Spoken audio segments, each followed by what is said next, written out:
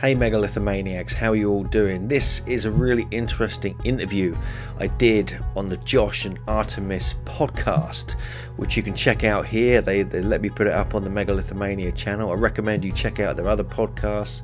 They're into all things paranormal, esoteric, but also UFOs, ancient mysteries and other subjects. And some of these subjects we get into this interview with these guys and a special guest host, Akashi Chris.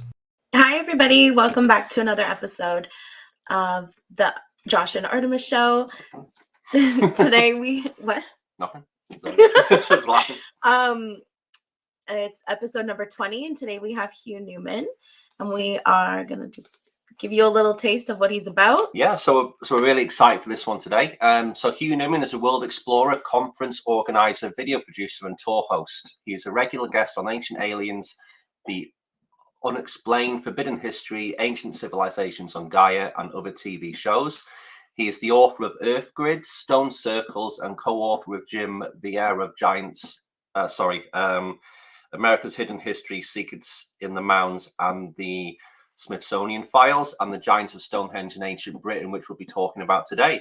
Yeah. So what we've done today as well, we've also got a co-host. So we've got Akashi Chris from Calling All Beings. So welcome, Akashi. Ready to Thank go. you so much for co-hosting with us today. We really appreciate it. I'm so glad I'm here. I'm fangirling right now.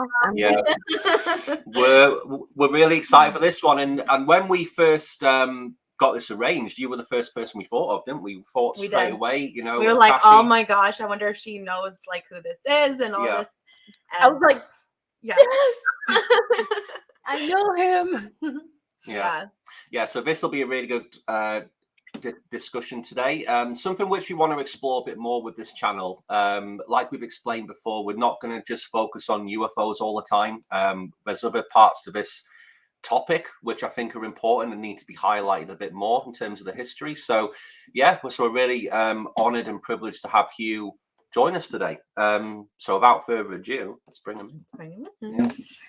Here he is. Hello. Hi guys. Thank you so much for being here today with us. Yeah, My pleasure. All good. Yeah. Camera's looking really good now. Yeah, now you look sharp. Excellent. Yeah, I've stopped uploading and downloading just for a little while. Just it should work better now. Nice. So thanks so much for giving us some of your time today to talk about your work. We're all huge fans of what you do, and especially for us, we watch your YouTube channel all the time. Just in terms of your research and how you explain everything, we just think it's a great channel. It makes us want to explore when we're watching you in all these places. It's really cool, actually. Now the YouTube channel is pretty epic. It's got I've got like something like 900 odd videos on there. It's crazy. I'm a kind of obsessive traveler and video producer, so it kind of all fits together on that channel. Brilliant. So for those of us in like the audience here, would it be okay to just explain a little bit about yourself and how you got into this field?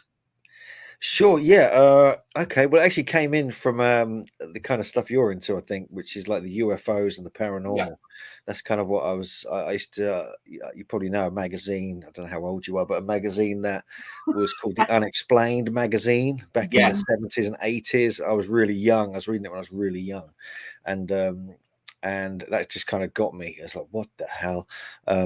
I've had I've seen a few UFOs here and there, and I kind of got obsessed by crop circles and things like that. So I came in from quite an obscure kind of paranormal UFO crop circle kind of thing. But then as soon as the megaliths kind of introduced themselves to me, I was like, boom, this is what I'm supposed to be doing here. And I became obsessive, like I still am. Pure megalithomania kind of took over me. And so, it's really grown from there. So I kind of have, my mum actually used to take me to tons of ancient sites when I was a kid.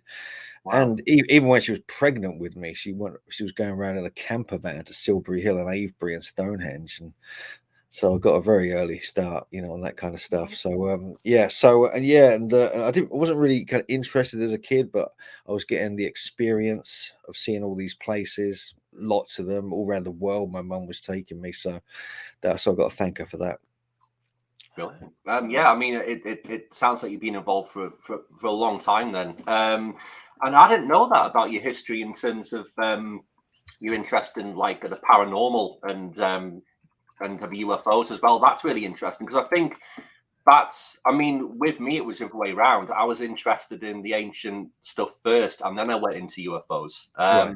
So, I mean, I think it's always been interesting the connection between like UFOs and ancient history. You know, I think there's a lot of stuff there. So, in terms of your work with the Giants and Stonehenge, the new book you've got, I mean, I was very surprised. We were going through some like the history in Britain, and we were very surprised at how much extensive research has gone into this field.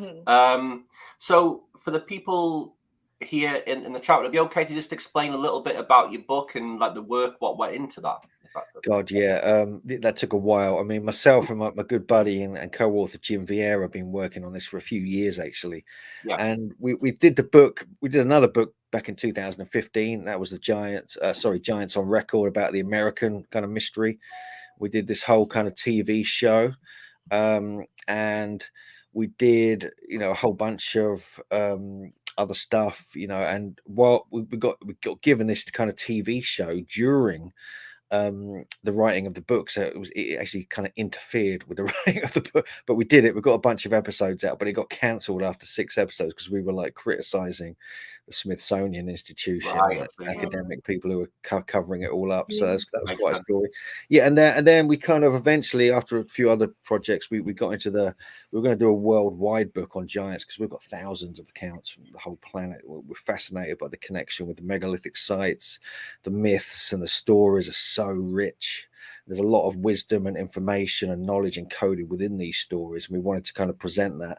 But then we started on the British chapter, and it just went crazy from there. We realized we've got like 250 accounts we uncovered from Britain and Ireland, and so we thought, now we're just going to do a British book here, and we just focused in on that, and we produced this, and we're very pleased with it. It's not just what people think. It goes into lots of different angles and subjects, specifically a lot about the geomancy and a lot about ley lines and hidden mysteries and knowledge within the landscape, and how these giants were not just kind of, you know, seen as kind of cannibals or bumbling oafs, you know, trying to harm other people. They were actually masters of astronomy and magic and sorcery and landscape mysteries, and they had immense powers. And this is what the myths really tell us, and this is what like a hidden, and a lot of these myths we're convinced are part of our history, but it's been written out of history, and we kind of cover how that happened as well, and how history's been written by not, you know, there's a lot of it is just missed out. It's just completely, you know, disappears as different agendas come forth. And so we cover all that. So we get quite into it from an academic standpoint, but we also have got like 250 like 7-foot to 21-foot tall skeletons and bones and stuff that's been uncovered in Britain. So it's quite, you know, we're pleased with it. We hope people like it. We've got some nice reviews. And yeah, it's been a labor of love, to be honest with you. It's taken a few years. I'm amazed, if you don't mind me asking. I'm just amazed that from a mainstream, I mean, I'm not amazed in mainstream, but even from our perspective, and where, you know, we look at the phenomenon and we keep up with things, and I'm amazed that it's that many. I didn't know. I didn't realize it was that. You know, I've been also looking at Elongated Skulls of Paracas, and that's another one that it's like, my impression was it was just a couple. But this thing with the giants is the same way. The giants is crazy. I mean, in Britain, we're a small country here, remember, so there's not that much land mass for them to be on. But in America, we by the time we finished the book, we had 1,200 accounts. Now there's about 1,500 just in North America. This is worldwide. That expands, you know, tenfold. It's crazy. So yeah, that's going to be a future book, the worldwide one. But yeah, as you say, the elongated skulls in North America, you get a mix of both. Actually, you get kind of a lot of the elongated skulls. It was actually a phenomenon in North America. We do have it in Europe as well, but not really super ancient. We have skull manipulation and trepanning and things like this, and skull cults and stuff like this. And they go way back. Actually, they go back to 10 to 12,000 years ago at least, to Jericho, to Göbekli Tepe, and other places. So, yeah, there's a lot of, and there's actually one of the most interesting elongated skulls was found in the Zagros Mountains in the called Bible lands area in Iraq, I think it is, which is not too far from the whole Göbekli Tepe, and this is like 7,000 or 8,000 years old. It's extremely conehead elongated as well. So they were doing it way back then in that area as well, and so it's not just that's a worldwide phenomenon as well. It's not just Peru and Paracas and Nazca. It's almost Yeah. So I mean, on the elongated skulls, and I'm wondering, did you think it's mostly deformation, like purposely done? Because I thought that the volume of the head, you can't increase it.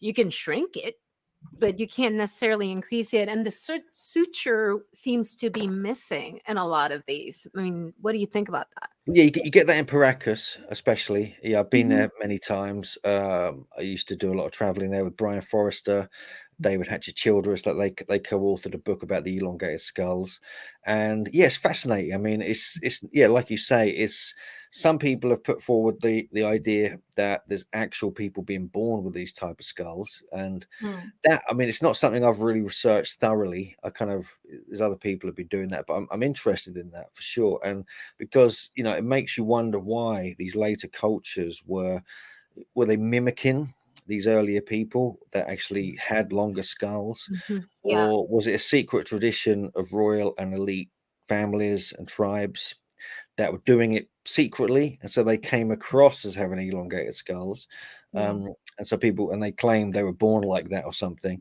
and so yeah, you got, and then there was mimicking of this kind of thing afterwards. It's kind of like to do, partly I think, to do a lot to do with elite status, but also I think it might be something to do with the pineal gland, different glands in the brain, which affect you, psychically.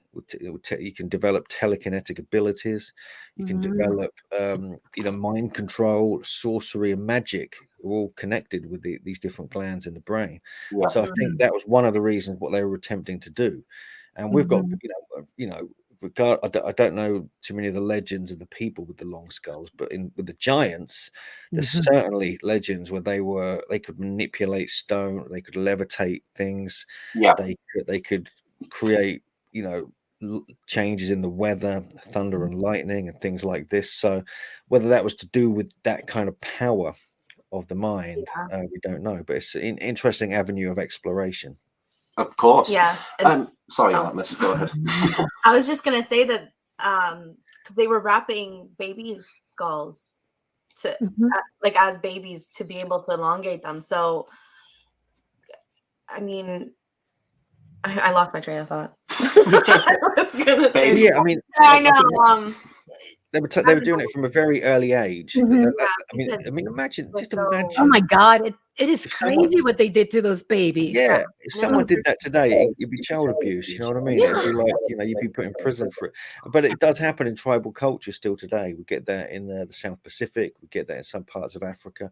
It does happen, and I think if it's done correctly, it doesn't really cause much harm. It just makes you look weird. Yeah.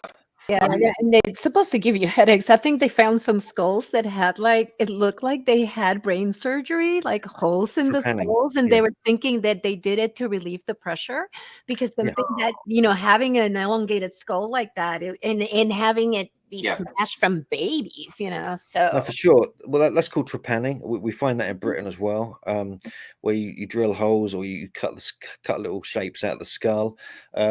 In Paracas, Peru, Nazca, and places like that, you get this. I've seen loads of these skulls actually, and there's some that they place gold in it or metal, and actually the bone sort of fuses around it over time, to heal it as such. And so, and so in very ancient times, they were manipulating and cutting holes in skulls. We know that, for sure, a long time ago, Neolithic times.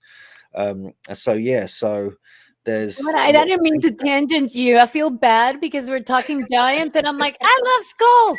So I want to make sure. Skulls are great. We love skulls too. I So. love skulls, but there's so much on the giants too, because it's like were most of them 7 feet. There were some that were 18 feet. I want to hear all about that. 21 foot. I mean, that's crazy. Yeah, I saw one today. I think it was Northumberland. I could be wrong, but I think it was Northumberland. They discovered like an old article or something which referenced a skeleton they discovered, which was 21 foot long. Do you know anything about that? Or yeah, that's our favorite. That's our number one in our top 10 giants of Britain. Actually, that's the Corbridge giant.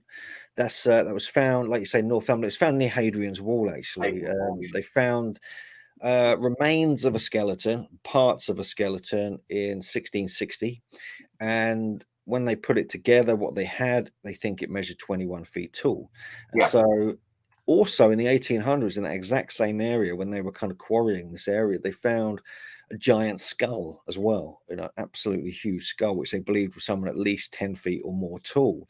All these bones and skulls and skeletons ended up in a very interesting museum in Keswick, Cumbria, which is quite a long way from this area, Corbridge, which is further to the east. Yeah, I'm from around there, so I know Corbridge and Keswick well. I'm from a town called Penrith, which is like in between those two places. So. Yeah, Penrith's a very interesting place. Yeah, there's a giant's grave in one of the churches there, actually, which they found a thigh bone in, I think, and which we've got in the book, and of course, and so this Keswick Museum used to be called the Cabinet of Curiosities, run by a guy called Peter Crosswaite, I think, and he collected all these different things. So at one point, in, I think it was the 1800s rather, they had a bunch of these skulls and bones and things like that. There, all they've got left now is one sign saying about the Corbridge rib that used to be on display there, which would have been this 21-foot tall person. Now we can't verify this at all.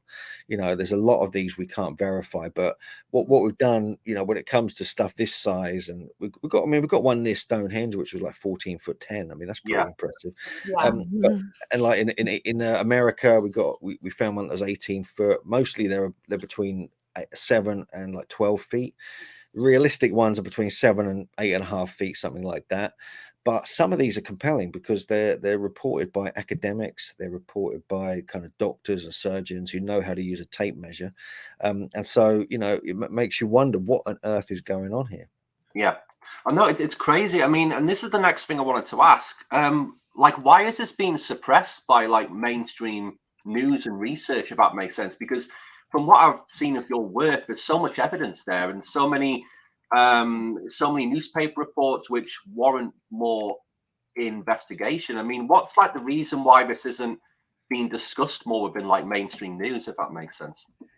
Yeah, it's a weird one. That I mean, that always made us wonder, really. Why isn't this like big news? Really, it should be everywhere. But it's, I mean, some of the discoveries in America are insane. I mean, some were discovered by the Smithsonian Institution. Some were discovered by major academic colleges and things like this, and they were all sent to the Smithsonian. But then when these people contacted the Smithsonian and said, "Hey, where's that 12-foot skeleton we sent you, that you collected?" And they go, "Oh, we don't know anything about it," and that was the end of it. And so they disappeared a whole bunch of stuff. Well, we did a whole chapter in our first book, Giants on Record, called the Smithsonian Files, and we dug into that, and we uncovered the whole, what happened, when, who was involved. And it's not necessarily a conspiracy. It's just a series of agendas overlapping with the wrong people in charge, who are kind of, they're kind of involved in kind of eugenics, and there's also the evolution theory that it didn't fit with that. Also, you got the political agenda of manifest destiny, which is like shoving all the Native Americans onto reservations so these people could take over the land. And if you've got 10-foot tall, powerful warrior priestly elite skeletons who are creating these gigantic geometric astronomically aligned earthworks, it doesn't fit with all that, so they have to keep all that good stuff quiet and like just present the odd 6.5 footer, and that's it. And like there's a whole bunch of names we could give. I don't want to go into too much detail about it, but we cover it in detail in that book. So that's what happened in North America. And like in here though, a lot of the discoveries are extremely ancient. We're talking, some of them are over 1,000 years when they were dug up, like the one in Glastonbury, the 9-foot one from Glastonbury Abbey, for instance. And so you're kind of lost in time, really. So things have got lost. You know, we know, like on the Isle of Man, we know of I think a 7.5-foot skeleton was unearthed at a site called the Giant's Grave, this Neolithic or Bronze Age megalithic tomb.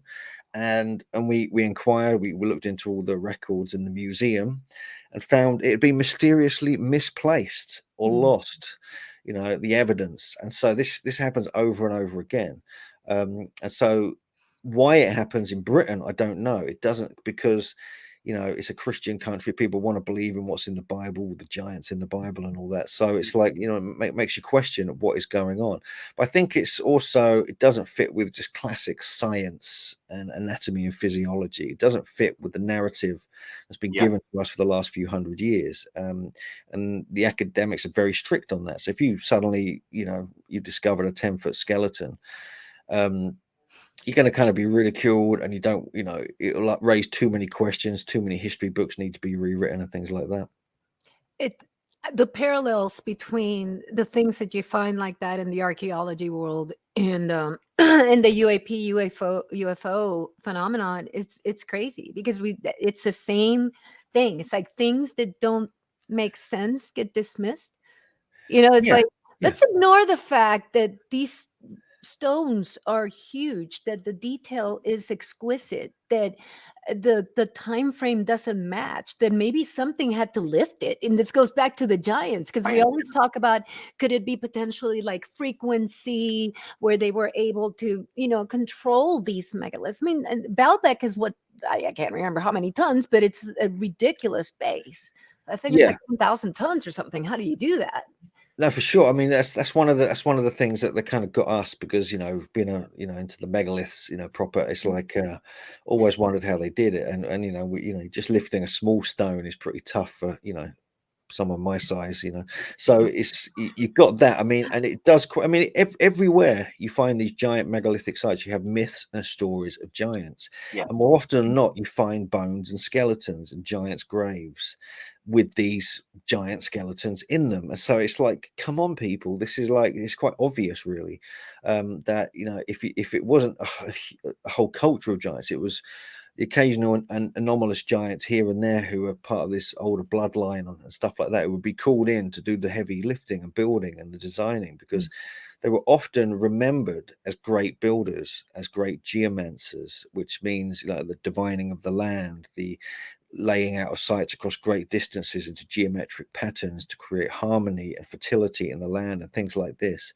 They were master astronomers, lining up all these sites with the stars, the sun and the moon, and with other sites geodetically across the land. So there's a whole element to this that these giants appear to be involved with, and this is what really gets us. I mean we're quite, you know, we've been attacked quite heavily by very specific skeptics. I don't want to mention any names in the past, but they've really got on us. I mean, we really shook them up, especially when the TV show came out, and they really didn't like us. But we thought we loved it. We loved every bit of criticism. It's fantastic, and so the problem is there's too much evidence, you know, and it's too, you know, and they try and say, oh well, because it was written 200 years ago, oh, it doesn't count, someone just made that up. But you've got professors talking about this, you've got doctors and surgeons writing about this, you know, and they go, oh no, it doesn't exist, it's just a newspaper headline and trying to sell newspapers. But it's not, because they were in obscure journals and the back end of articles and diaries of doctors and things like this. You know, so there's no one benefiting from it. It's entirely, you know, just an interesting kind of history that people have overlooked and also dismissed.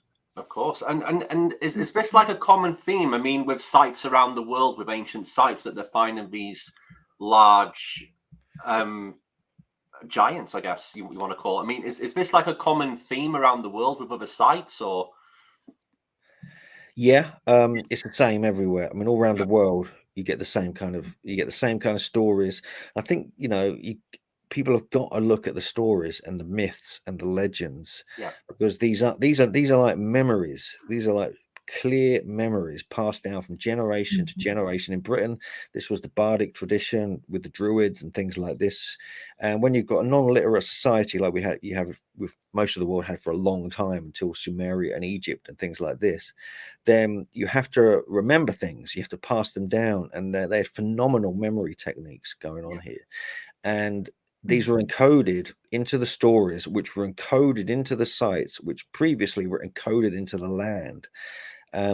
It's what's called a memory space. It's this thing I'm quite interested in at the moment, where, and you start looking into this Aboriginal song lines, you start looking into the bardic traditions, you start looking into European geomantic traditions, and all these myths and stories are passed down from generation to generation, and you have to remember each word exactly. You can't change them. You're trained specifically, and as you walk the land, you pick up stories, and you're almost guided by these stories. And in Wales, for instance, in Britain, all over Britain, loads of these stories are still there at certain sites, and so even today, and so place names, street names, village names, even surnames of people are all really important. And the stories that are collected over the last couple of 100 years, and luckily a lot of them were put into books and academic journals and stuff, which we managed to get access to. You start looking into it, and we found quite a lot of examples where the strongest myths and stories is where not only the megalithic sites are, but where the bones are, where the skeletons are being discovered. It's almost like there's direct connection. It's like, it's really, really interesting, when you start getting into it, start getting your head down and kind of researching. Well, it's like, what are the implications of this? And that's where people can't handle it. They dismiss it because you're trying, if you introduce a giant with like mental, telepathic, or, some kind of power to do this, I think I can see where I hate it when people decide what I can and cannot handle, as a person. It's like, I want to be given this stuff and I want to decide whether I'm going to freak out about it or not, but if they exist, we need to know, Yeah. Well, yeah, this is what mine and Jim's job is. We kind of put it all together into a nice, convenient book, and you got everything there to check in on, sort of thing. So we're like that's why we called our first book Giants on Record. We wanted to have a record of as much as we possibly could, and same with the British as well. Make it very comprehensive. But we even we put our skeptics hat on and we debunked some really famous giants. We just went for it. We're not kind of true. We're not really believers as such.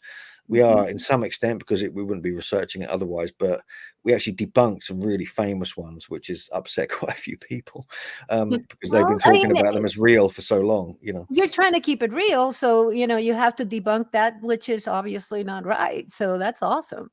Yeah, and the other thing, the other kind of aspect of it, which I'm sure you're probably going to ask me about anyway, is this kind of, it's almost like, it's a bit like you say, the UFOs, the paranormal, Bigfoot, this kind of thing. Everything is just out of reach. All the proof is just out of reach. It's what I've been reading, this brilliant book called Daemonic Reality by Patrick Harper, and he describes all these phenomenon as you almost get the answer, and then it just takes one step away from you and more complexity emerges. And this is a bit like the giant myths, because there's a lot of magic, paranormal, supernatural elements to this, which people don't realize. It's something we uncovered, and it was based upon this book from 1978 called Just Sowers of Thunder. And brilliant author Anthony Roberts introduced this whole idea that when you disturb a giant's grave, and we've got tons of actual accounts of this happening, giant storms and lightning and thunder and deluging rain, even earthquakes occur. And so we actually so they put a spell like Tutankhamun did over his burial place. So you mess with them, you mess with these giants. They put magic to protect their graves from desecration and from looting and things like this. And we've got, and so that side of it is often overlooked, and it makes you realize. The academics won't, as soon as they read that, they're like, oh, it's like, but these are genuine people having these genuine experiences when it comes to, investigating these giants. Can I ask you something only from the chat, if you guys are okay with it? So Andy Gambino had asked earlier if you had ever, now that you kind of mentioned that, if you've had a UAP or UFO experience of your own. There it is, yeah. Hello, Andy. Yeah, sure. Yeah, Andy, I've had a few. Yeah, I've seen I've seen a couple of UFOs. I had some weird kind of stuff happen when I was in my early 20s. I kind of thought I had some kind of weird abduction experience, but it might have been a weird dream. I don't know. It's always confused me since. But I've experienced remarkable amount of paranormal activity at sites. No, not all of them, some. It's kind of random. You don't know when it's going to happen. Also, in certain, in even in my house sometimes because we live right near Stonehenge, and we've had, I've witnessed and experienced quite a lot of, poltergeist kind of activity, um, strange electromagnetic effects. And yeah, it's been pretty weird, some of it, I've got to be honest with you. But I try and avoid it because it's a bit annoying and can be a bit scary. And so, Yeah. Yeah, because you spend all this time at sites that are probably prone for this. Yeah. That's right. Yeah. I mean, Mhm. a lot of these places, there's a kind of thing with these giants. You've got, there's like, it's like the fairy realm. It's like the kind of elemental realm. You're kind of Mhm. stepping into that kind of realm when you go into the research process of stuff like this. You're not just dealing with physical, facts and bones and burials and things like this. There's a whole other thing going on. Um, and yeah, so yeah, you got to be a bit careful where you tread. Yeah, I mean, which sites in particular? You mentioned that it was that it happened at some sites. Was this in Stonehenge, or was it or different sites around the world as well? Yeah, I mean, directly in Stonehenge, no, Yeah. but in the landscape, yes, there was some oddness has occurred, strange lights, electromagnetic kind of fizzing, buzzing, around certain people. There's a site called well, I've had really beautiful experiences as well. It's not all horrible and scary. It's like on St. Michael's Mount when I was very young. I was like 18 or something. I went there with my brother. Didn't know anything about any of this kind of stuff. Went into the crypt and had this enlightening kind of light experience, almost like an angelic experience, which really blew my mind.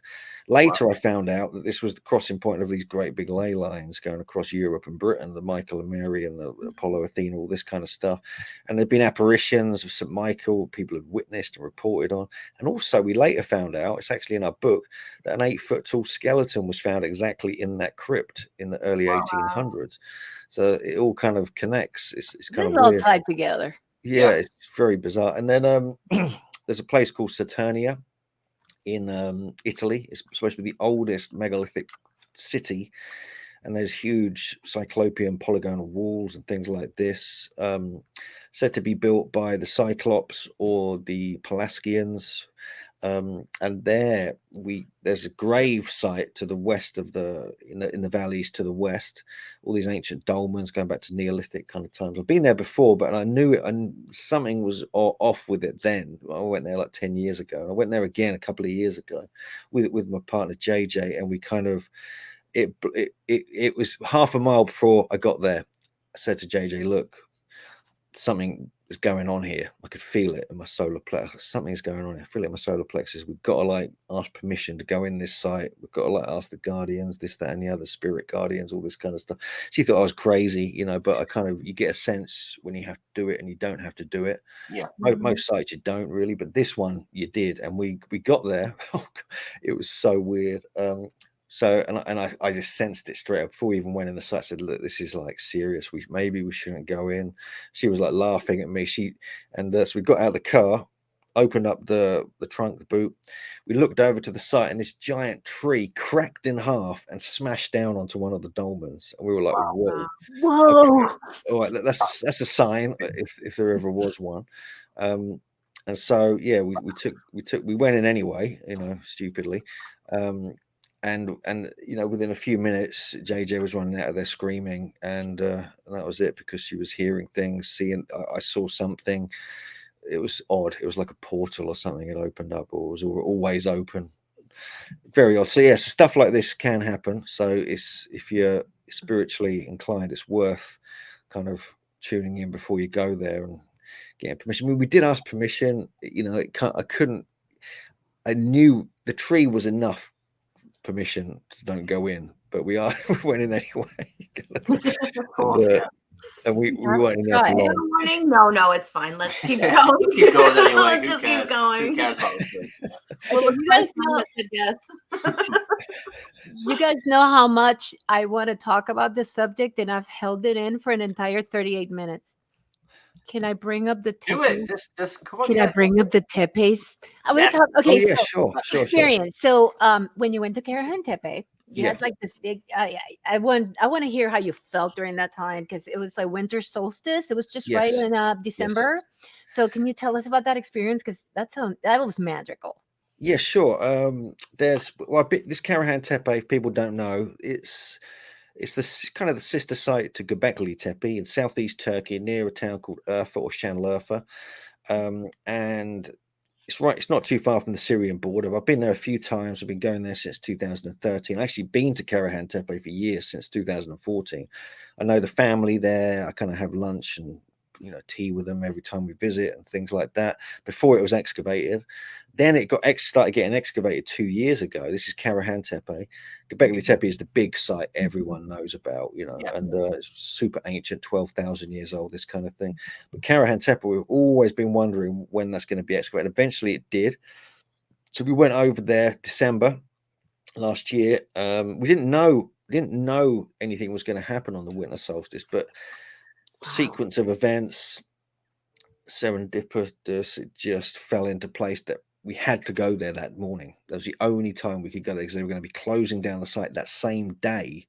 Wow. And we heard they were going to be there early in the morning, so we got there at sunrise just to make sure we could get in and see it before they covered it over. It's covered over now, it will be for months.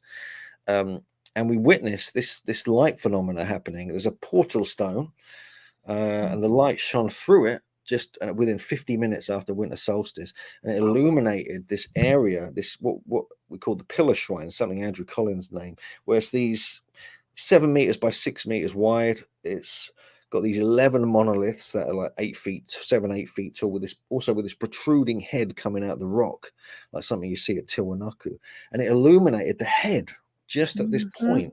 And as the sun moved around, it illuminated more of the head. So we realized we were witnessing this winter solstice phenomenon. It probably hadn't been seen for 9,500 years, because the site was deliberately covered over after about 1,000 years of its use. So it's probably 9,500 years at least since it was last witnessed, and we were so lucky to witness that. And we recorded it. We've written articles. We've got videos up on the YouTube channel about it. We're writing more about it. We've been in touch with Graham Hancock, and we've been discussing it with him. We're going to put something up on his website. Andrew Collins has been helping us with the alignments to confirm it would work 9 or 10,000 years ago. So yeah, we're quite pleased about that. So it was worth going, and weirdly, things fell into place to turn up on that day. But there's a lot more going on there than people realize, because they're uncovering more tepes, more sites. They call them Tepelo, it means stone hills. There's a series of 12 sites, which includes Göbekli and Carahan, but there's lots of other sites going all the way up past Mardin to the northeast near the Tigris River. Also around the Euphrates River, there's a theory that this was the whole Garden of Eden, and this is the kind of era when it was really happening, when the biblical stories and the Book of Enoch and the Sumerian tablets talk about the Anunnaki and all this kind of stuff. And so it's really interesting. I mean, I'm working on a project about it now, which is hopefully going to be, we can't announce anything yet. We'll announce it in a few months. And we run tours. We've started running tours out there again since they've excavated Carahan Tepe, because now they've got a visitor center there. They fenced it all off. They got security guards. It's proper now. It's like serious. And like we were going there for every year, like previously, and we could just walk up. We were walking on top of all these discoveries that were being made. Without even knowing That's it. Crazy. You're like walking over stuff, and there's like all this history right underneath you. We had no idea what. Can I ask you something? A follow up, because you just mentioned something that a little while ago. Did you just say that did you think that the heads of the pillars in Carahan Tepe look like the Tiwanaku? Because you're back in Peru now, and I'm like, I'm all about putting all this together. I've been looking at those ages forever. So I mean, I wrote an article actually a few years ago. It's up on Graham Hancock's website, I think, or Ancient Origins website, comparing some sites in Peru with Göbekli Tepe, because a lot of the 3D relief carvings are identical at a site called Putimbo and Silastani, which are next to Lake Titicaca in in the Peruvian side, because you've got Bolivia, it's half of Lake Titicaca. Just not far from there, you've got Tiwanaku as well, which is always, I've always been fascinated by that place. And Pumapunku, right next door, across the street. That's right. That's crazy. It's like Alpha Highway. Yeah, and they're excavating that at the moment as well. Pumapunku, and they found a whole bunch of elongated skulls, amongst other things there. They've got legends of giants creating the site, and you've got myths that are almost identical to what you find in the Bible lands around Göbekli Tepe. You've got myths of Viracocha, the great god, creating giants out of rock and mud. They would build the sites under his control. And eventually they got out of hand. They started thinking for themselves. They became cannibalistic, destroying things. So he had to create a great flood to destroy them. This is exactly the same as the story in the Bible. With you've got the kind of Nephilim giants who were birthed from the Watchers or the Anunnaki, or whatever you want to call them, and human women. And they became these out of control giants that were destroyed by a flood again, by the god Anu and things like this. And so so you're getting these parallels. But then you go to Carahan Tepe, and this particular area, this pillar shrine, or it's called enclosure or pit AB technically. One side of it, you've got this sort of protruding head with this sort of serpentine neck coming out of it, with this sort of pouting lips and this intense look on his face. The head that gets illuminated at winter solstice sunrise. And it looks like one of the heads, or many of the heads, in the sunken temple at Tiwanaku. It's not, I don't think there's a connection, because Tiwanaku isn't as old. A lot of people claim it is, but there's not. I don't think it can be that old. Maybe it's a few thousand, 5,000 years old or something, but it's certainly not 11,500 years old. I don't think. No. People have debated this. I had it in my head that Tiwanaku and Pumapunku were that old before, but Pumapunku hasn't been really properly aged. Yeah, I mean, those H's, Hugh. Tell me, what do you think about those H's? Don't they look like Pillar 40, Pillar 18, Göbekli? Yeah, you got the same H block. You got the H blocks at Pumapunku. You got H's carved all over the pillars at Göbekli Tepe. Yeah, for sure. So yeah, there's odd connections. It's really bizarre. Maybe it's going to turn out to be that old, because Tiwanaku was, when it was astronomically deduced by Arthur Poznański in the late 1800s. He was convinced that when he lined up the Kalasasaya temple and all the stones on one side of it heading towards the east, it marked the solstices and equinoxes very specifically. But it's and he believed that was 17,000 years old based on the astronomy at the site, But the earliest physical dating, carbon dating they've got is unfortunately only about 1500 BC. But like you say, more evidence. The deeper they dig might come forth. It might prove to be much, much older. We know they had in the Andes, they had agriculture techniques like you get at the same time in the Fertile Crescent, Göbekli Tepe area, 10,000 years ago in Peru. And so that's really interesting. So, and then you have this. Do you know about the Fuente Magna Bowl? It's got all these Sumerian script that was found near Lake Titicaca. My God, yes. So there are odd connections there that are very compelling. In terms of these connections, is there? I've always kind of thought this. Is there some sort of AI in place to kind of find patterns or correlations between these different sites around the world, and maybe connections between them all? Is that in place now, or is it going to be in place, do you think, in future, or something like some sort of AI system what can find these patterns in all these different sites? I think that might be interesting if that's going on. But what do you mean? You mean like the same designs within the site? So within I don't know if there's if there's a way to, if in terms of the languages around the world and from all these historical sites, is there an AI program in place which can find correlations and patterns between all of these different civilizations, if that makes sense. Yeah, I think people have been doing that. Yeah, like Graham Hancock's kind of been finding, patterns around the world. I've been doing that as well. My Earth grids research. I've been finding direct connections. If you draw a line across the planet between sites, you find these parallels as well. And the same kind of symbology and design. As well, you get like with the hands on the navel, you get that Easter Island, you get it Göbekli Tepe, you get it Tiwanaku, all these different places. Pillar 18, right? The hand. Yeah, that's right. That's one of the two central pillars, I think, in enclosure D, which you get that, and you get these belts, the kind of cool belts they're wearing as well. And they have the H's. And by the way, of course you noticed because you've been there and I haven't. They're uneven. A belt. Yes. Okay, everything there is even, right? But that belt has two, like the I and the H on one side, or the H flipped, whatever you want to call it, and then 3 on the other. And I'm obsessed with why would that? Everything else seems so specific, And I, by the way, I totally signed up with Martin Sweatman. I follow his stuff, and I'm obsessed with the vulture stone being a date stamp. So I'll just preface that. But what do you think of those H's in the belt? I mean, I know. It's kind of weird. I've been debating this. With loads of people, we just don't know. I've got to be honest with you. But there's many theories. If you look carefully at one of the H's, which is on one of the uprights, it might be pillar 18. I can't remember.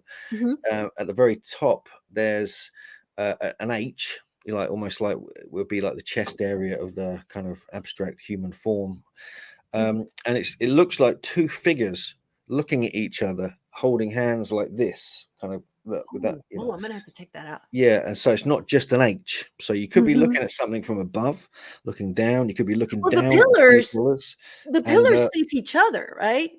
They do, yeah. Technically, they are. From one, I still think the H means something. Yeah, it probably has meaning. I think it does, and I think. It must do because it's everywhere at the site, so to find that there, it's in the vulture stone at the top right. Yeah, it's on the vulture stone. Yeah, it's all down the side of that. There's, Göbekli Tepe is one of those places. Carahan Tepe now, since they've made all these similar discoveries, is utterly mind blowing. And like people, they cannot believe this could be this old, proven to be this old. This was dated by very efficient German archaeologists like Klaus Schmidt and his team. So we know the dating is very close to being correct, if not perfectly correct. And so that is just mind-blowing, because even in Britain, other parts of the world, Egypt, nothing that technical and that beautiful and that artistic is in existence anywhere to that extent. At Göbekli Tepe, we're talking about 20 of these enclosures, 20 stone circles at least. Only 4 or 5, maybe 7 have been properly kind of even looked at. And so imagine what else might be there, and all the other sites they're now excavating, the Taztepala sites, where there's 10 other sites apart from Carahan and Göbekli. Well, in summer solstice, enclosure D actually aligns with Deneb, doesn't it? I believe that there's something in enclosure D that actually points straight to the summer solstice of Cygnus. Well, you got with all the enclosures, all the main enclosures that have been uncovered. You're talking about the work of Andrew Collins and Rodney Hale here, and what they found is enclosure D, C, and I think B or A, I can't remember which. They all align in between the pillars through this whole stone to Deneb, which is the brightest star of Cygnus, as it sets on the horizon, dated to around the time of Göbekli Tepe. But each enclosure, slightly different angle, which could date that particular enclosure, because it's moving around over a 1,000-year period. Each one shifts to a few hundred years, and then the next one shifts a bit further. They're all aligned like that, and so that's quite a valid thing. So, also at at Carahan Tepe, not only do we have the winter solstice sunrise alignment going in the exact opposite direction, you have the summer solstice sunset alignment, which is something Andrew also discovered. And he found, even though you wouldn't be able to see it that clearly, it's clearly marked at the site. 2 hours after sunset on the summer solstice, the Milky Way would be vertical through the sky, like straight up. And so you've got these kind of things occurring in the sky as these people are kind of constructing and working with these sites. It's fascinating. You guys take my guy. That's okay. I'm drinking from a fire hose here, Hugh. I'm like, just give me. This is fascinating. I have a picture of Göbekli Tepe in my bedroom at the cabin in Oklahoma because I love that place so much. I mean, with Göbekli Tepe as well. I'll just mention this, then we can, change subject if you want. But there's one aspect. The earlier enclosures, like the D, C, A, B, all the ones that have kind of been uncovered, they're like on the bedrock. They're the oldest ones, because they're on the bedrock. They would build over these enclosures. They would decommission them, build a mound on top of them, of rubble and stone and earth. Then they would build more enclosures, and so these later enclosures, this is called layer 2 at Göbekli Tepe, is they were more aligned to the summer solstices, winter solstice, and the equinoxes. And so that's at the time when farming and agriculture developed in that area and where it all began. The earlier phases of Göbekli Tepe, it was all about the stars and the deeper meanings and, the more cosmic kind of recording of the night sky.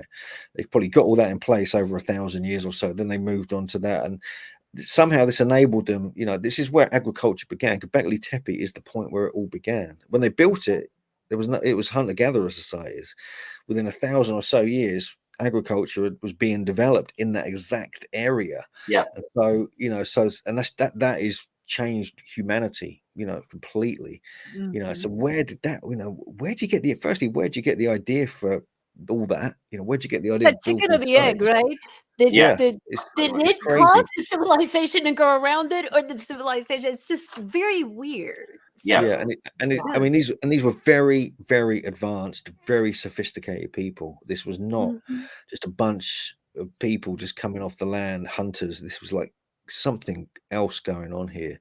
This is why people kind of put this ancient aliens thing on it. This is why people, to me, it's more about the reading. If you read the Book of Enoch, if you read the early, if your translations of the Sumerian texts and tablets, some of the biblical stories, a couple of them, they talk about this advanced culture, the Garden of Eden, or Karsag, they called it, Mount Dooku, and things like this. They describe all these different animals and events that is placed between these two rivers, the Tigris and the Euphrates, which Göbekli Tepe is. Even Klaus Schmidt, who's a academic archaeologist, was bringing in these ideas. That this makes sense, actually. These advanced beings who were written about as being extremely advanced in the Book of Enoch, especially, is remarkable. They were like, it describes in the Book of Enoch, which was one of the early books of the Bible, possibly, which is most likely it was, that they were masters of agriculture, building, even like metallurgy. They developed that, the movements of the stars, the sun, navigation, all these different things that create civilization. And this is what developed in that area. So you kind of have to put two and two together. For sure, yeah. We did have a question here from Existential Minds in the chat. Have you ever worked with or considered a project with Graham Hancock? I'd love to work with Graham Hancock. Whether he'll work with me is the big question. But we know Graham. With an email, just like what we did with you. We just took a chance and said, hopefully you message back. But I do know Graham Hancock. I mean, he's spoken at our conferences since 2006. We've run our Megalithomedia. He spoke at many of our conferences. We've traveled. First time I and he ever went to Göbekli Tepe was on a tour together that we organized. And so I'm quite proud of that. And we've got some great videos of our experience there, as back in 2013. So we introduced him to Carahan Tepe as well. Myself and Andrew Collins did. And so we are very pleased about that. And he always is very supportive. He always has us as author of the month on his website when the new books come out. We share information. I shared all the Carahan Tepe information with him, the winter solstice information. He wants me to write, myself and JJ Ainsworth, who discovered it with me, the alignment, to put an article up on his website. So we're going to be doing that in the next few weeks. But yeah, Graham Hancock is one of the big inspirations for many people, including me. Nice. We've got another question from Andy here. Let's have a look at this one. Yeah. So did Hugh have a proper job before getting involved in this field or not? Yeah. Oh, I like this guy. He's fun. Okay. Yeah. Yeah, I He's know. cool.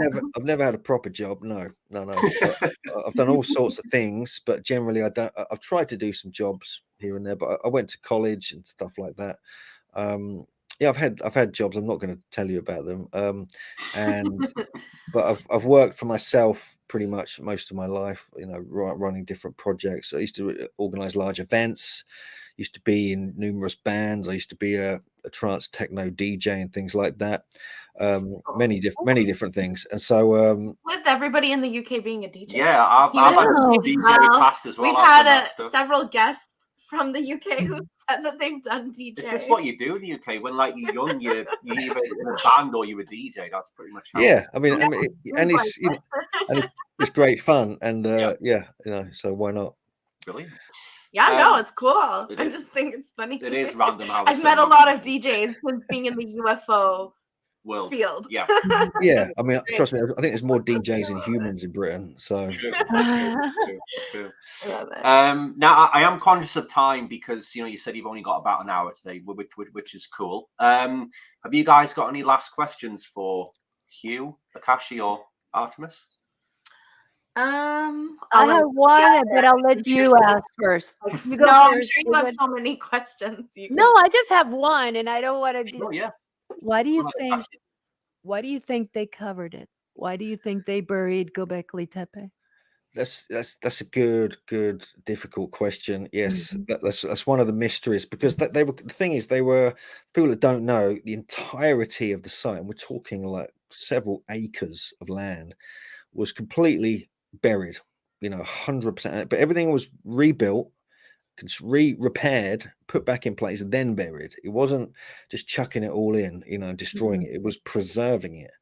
And so, but each of the enclosures, as you kind of, as one enclosure would come to the end of its kind of use, they would bury that and build over the top of it with a newer enclosure. So it was happening anyway through the process of the time. So why this was happening is a big mystery. I mean, one of the theories is that it could have been astronomical. They were working, that was aligned to what they were looking at for that period of time, and things changed, so they had to bury it and rebuild another site and realign it.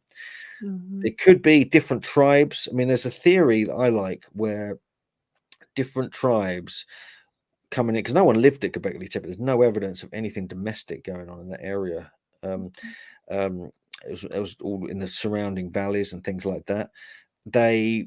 Different tribes could have had different enclosures, so they could have been coming in from different areas, and they could have changed. They could have migrated away, so they would bury it, and then another tribe would come in and build and things like this.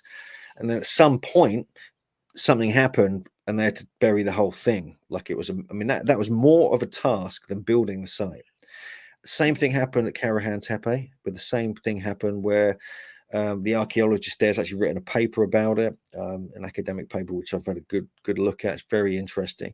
Well, they deliberately buried that site as well. However, the thing about Carahan Tepe is that it was quite badly destroyed. It was quite ruined, whereas Göbekli Tepe was almost pristine somehow. Yeah, they must have buried it. Maybe they had roofs on it to protect it from the weather. Then they buried it, so some of the stuff is like brand new looking. It's very strange. It's so odd. That's a trip, considering it's like, what, 12,000 years old.